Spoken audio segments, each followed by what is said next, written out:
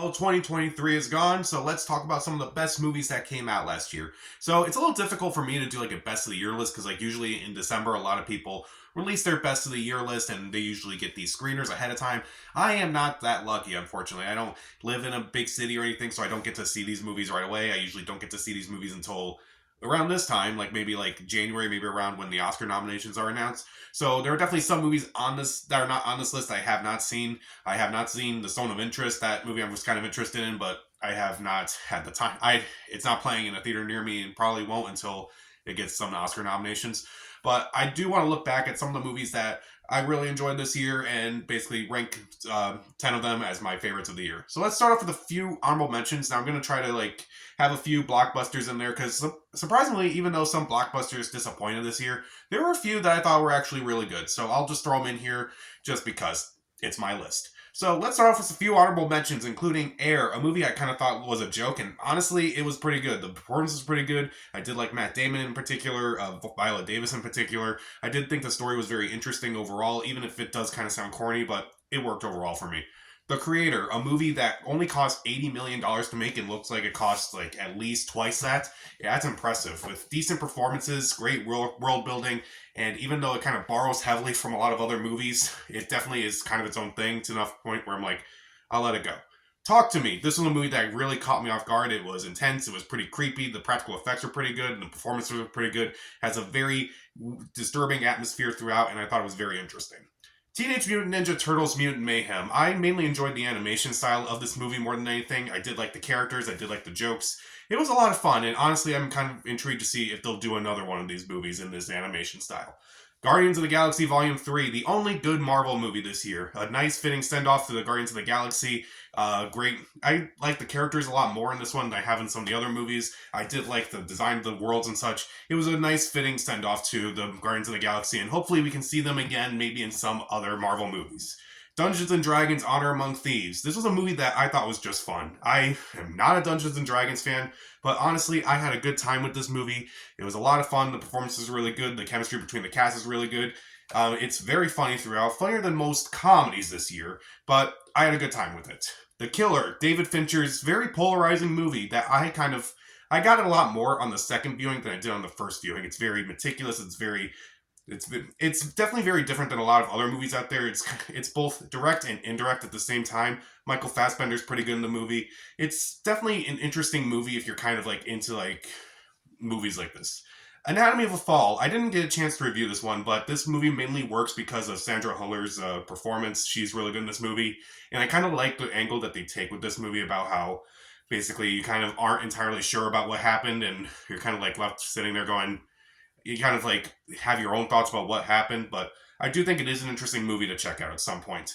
Barbie. Yes, I am going to put this on my best of the year list because why not? It was a party. Margot Robbie was great. Ryan Gosling was great. America Ferrera was pretty good too. Everyone in this movie does a really good job. Some have more to do in this movie than others, but I do like the design of this movie. I do like the production values overall. It's overall just a fun time with a nice message to it. The Iron Claw, a sports drama with a lot that's very heavy, that's very dark and very depressing, but it's definitely worth it for the most part.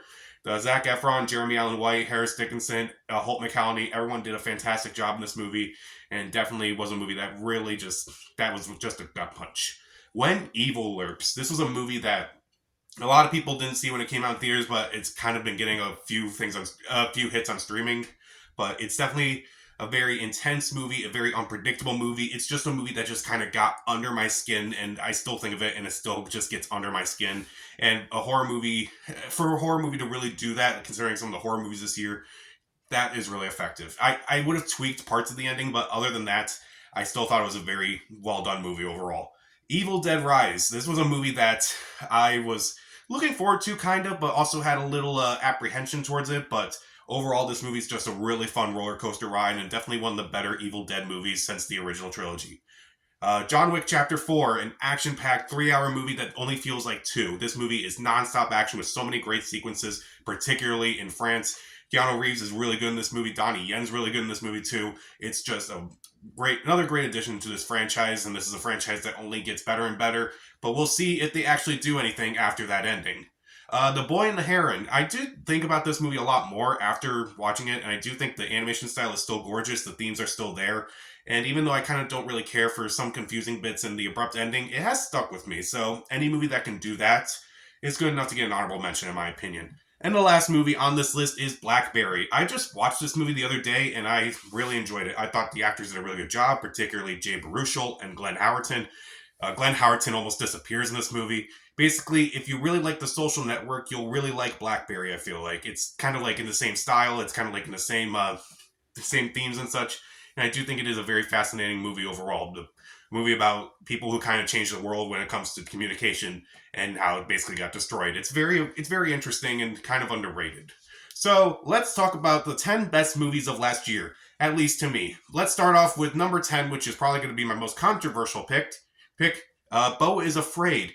This movie, a lot of people hate this movie, and part of me understands that, and I'm also annoyed by it at the same time. It's like people want stuff that's out, people want stuff that's different out there. Well, here's a movie that is different in almost every way possible, and they just hate it. They hate everything about it.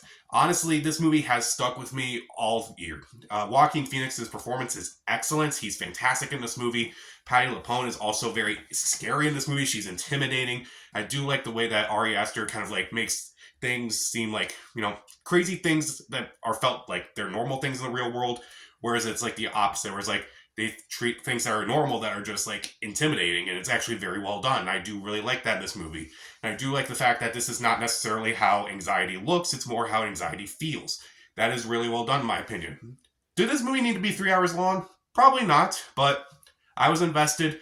I thought it was really well done, and I still think about it, even though I've seen it all the way back when it came out in like April and May.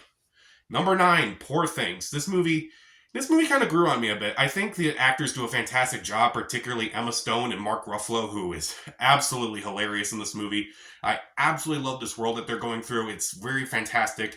I would have tweaked a few things with like the themes and such, and like some certain plot elements, but other than that, I do think it's a very dark, very funny movie that it's definitely interesting to watch. At number 8, Past Lives. This is a movie that kind of just stuck with me after so many, like, I was thinking about it after a while, and I did like this movie a lot more upon thinking about it and kind of thinking about some of the things I've done with my life, and it's like, maybe if I took a different path, like, what would have happened here? It is a very fascinating movie to look at, and kind of like make you feel like maybe this would have happened if I went this way instead of that way. Past Lives also has fantastic performances, particularly from the three leads, Greta Lee, John Majero, Teo Yu. I do think the performances really stand out in this movie, and they carry this movie entirely. It's definitely a movie that has stuck with me, even though at first viewing, I kind of didn't care for it, but I'm glad I did think about it for the rest of the year. Next up at number 7, Mission Impossible Dead Reckoning Part 1. If we do actually get Part 2, maybe this will just be called Dead Reckoning. Is this my favorite Mission Impossible movie? No. Is it action-packed? Yes, it is action-packed. The action sequences are incredible. I did think it was just a blast to watch, even if it is a bit too long. I did really enjoy this movie, and definitely a worthy follow-up to Mission Impossible Fallout. At number 6, American Fiction. I'm actually really glad I got to see this movie early because it is not playing anywhere near me, and I actually got a chance to see it pretty early before it was even released. So I'm really glad for that because this movie is actually really good. It is a biting satire. It is absolutely hilarious at times. Jeffrey Wright is fantastic in this movie. And I did think I thought he was really good. Issa Rae was really good. I do like a lot of the ideas that are kind of bringing up. And again, it's really funny. There are moments where I'm still thinking about a lot of the jokes in the movie, and it is pretty funny even now. I would argue that the movie takes a while to get to where it's going, but other than that, like once it's like gets the ball rolling, like when the main plot gets going, it's nonstop. It's pretty funny, and I just thought it was really well done. If it does come around here again, I might just check it out again. At number 5, Godzilla Minus One. If this movie just caught me off guard in every way, I was just blown away by its $15 million budget, its effects, its score, just its scope, just everything about it. Just watching it is just unbelievable at times. And it's like, okay, so it's visually stunning. Well, at least the characters are also fascinating too, which is very rare in a lot of these movies these days. Like, I actually started to care about these characters, particularly the lead character. I did think that was really well done. Godzilla's design is epic, and I also did like the fact that it kind of just feels like a movie from like that era of Godzilla movies. It's like we're getting movies these days where it's like they're actually making movies like they kind of used to, and it's like that's really cool. It's like I actually get to see these movies that kind of like really inspired these filmmakers and such. So it kind of makes me want to go back and look at the other Godzilla movies, particularly from Japan, because let's face it, the American ones aren't great. Let's go on to number 4, which is Killers of the Flower Moon. Martin Scorsese's 3.5 hour epic is definitely worth it. In a movie with Leonardo DiCaprio and Robert De Niro, the biggest star of this movie is Lily Gladstone, who steals the entire movie. It is heartbreaking, it is tragic, it is urgent. It is a movie that it needs to be seen despite how long it is. It's very important to know like what happened and like what can be done afterwards. It's a movie that I think really needs to be seen. At number 3, Spider-Man Across the Spider-Verse. This movie, initially I kind of didn't love it as much as I enjoyed Spider-Man Into the Spider-Verse, but thinking about it again and seeing it again since, this movie definitely grew on me. I love the characters even more in this version, particularly Miles. I did like the animation style again, I did like the humor, and I did like the heart, and I did like the themes. I liked everything about it. It's the Empire Strikes Back of the Spider-Man universe, and I never thought I would get that. I really can't wait for Beyond the Spider-Verse whenever that comes out. At number 2, The Holdovers. If you had told me this was going to be one of my favorite movies of the year, I'd be surprised. Because like the trailers themselves looked okay, like nothing about it really stood out to me, but walking out of this movie, it was like, that movie was just a nice warm hug. Like I said that in my most surprising list when I put this in there. But that's the best way to describe it. It is a warm hug with great performances by Paul Giamatti, Divine Joy Randolph, Dominic Stessa. And honestly, it's one of those movies where it kind of just shows how basically people react to their lives, and like we kind of like don't necessarily understand what people are going through. And I do really like that, and I feel like we just need more compassion more than anything, and I think this movie definitely shows it. It is definitely a movie that I love this movie. Honestly, I almost put this on my number 1, but my number 1 movie was Oppenheimer. Yeah, let's say we're all shocked. It was my most anticipated movie of the year. It was a movie that I saw 3 times in theaters, including once in IMAX. When I saw it in IMAX, that made the movie even better, in my opinion. The actors, fantastic. Cillian Murphy, Robert Downey Jr., Emily Blunt. Everyone is pretty good in this movie. I do like the scope. I do like the score. I do like the themes of this movie. And it's terrifying. It's intimidating, but it is worth it. It is an incredible experience from beginning to end that basically, it's, like, you may call me a Nolan fanboy, but I don't care. I really enjoyed this movie. It was fantastic from beginning to end. I loved the visuals. I loved everything about this movie. Well, I wouldn't say I loved everything. I thought that some of the female characters could have been better written, but other than that, I did think this movie was fantastic. And any movie that gets me to see it at least 3 times in theaters, that's something. That's got to be something. So, what are some of your favorite movies from the past year? Comment down below, subscribe to the channel. This is Pat. Stay safe.